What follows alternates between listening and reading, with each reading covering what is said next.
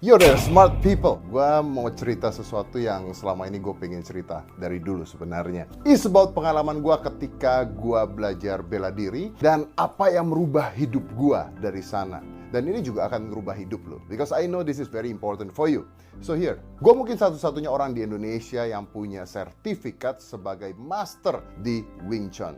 Ya, satu-satunya master di Wing Chun. Gue juga karate black belt ban hitam dan menguasai berbagai macam ilmu bela diri. Ada satu hal yang gue inget ketika gue dulu belajar sama sifu gue pada saat dia datang ke Indonesia. Jadi gue tuh harus belajar yang namanya chain punch. Oke, so it's like that. Dan targetnya adalah 120 kali pukulan dalam waktu 1 menit. Oke, gue lakuin. Gue belajar. Setelah seminggu gue belajar, gue datang ke sifu gue dan gue mengatakan bahwa, sifu, gue kayaknya nyerah karena gue nggak bisa secepat itu, apalagi dengan badan gue yang sebesar ini. Dan tau nggak dia bilang apa?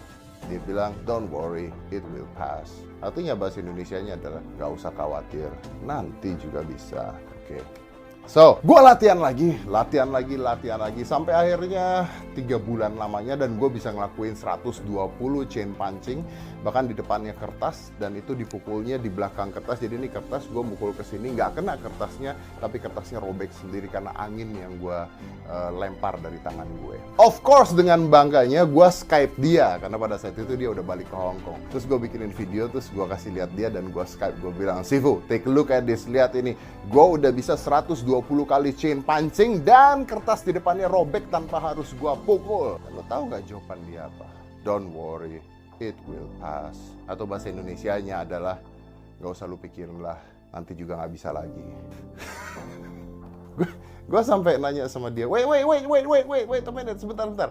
Gue waktu nggak bisa lu bilang don't worry it will pass, pada saat gue bisa lu bilang don't worry it will pass. Maksudnya apa gitu ya? Anda kok tidak memotivasi saya untuk hidup saya lebih baik lagi gitu. But I do understand one thing.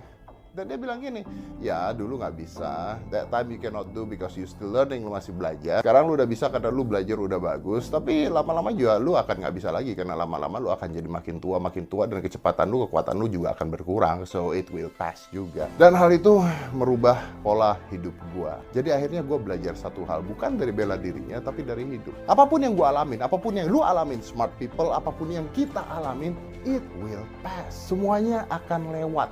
Ketika lu sedih, ketika lu punya masalah, ketika lu lagi ribut sama pacar lu, ketika keluarga lu berantakan, ketika lu lagi berantakan keuangan lu, ketika lu lagi miskin gak punya apa-apa, kalau lu tetap punya passion ngelakuinnya, gak usah khawatir, karena masa itu akan lewat.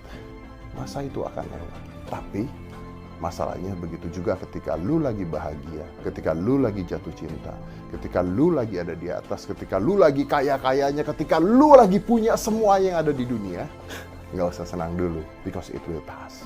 Karena masa itu juga akan lewat. Dan itu adalah kutukan menjadi manusia. Hal negatif, hal positif, semuanya akan lewat, dimakan sama waktu. Oleh karena itu, karena kita masih punya banyak waktu, dan I think kita harus menikmati hidup kita. Terus berkarya, bahagiakan diri Anda sendiri. Lakuin apa yang menurut lu bagus buat diri lu tanpa merugikan orang lain. Be happy, berbahagialah dengan semua keadaan yang lu punya. Kalau lu sekarang cuma ngekos doang atau cuma punya 1 motor pun, be happy for that. Bahagia untuk hal tersebut. Karena percaya sama gua, kebahagiaan pun akan lewat. So, make the most of it and be happy for yourself. Because remember, it will pass.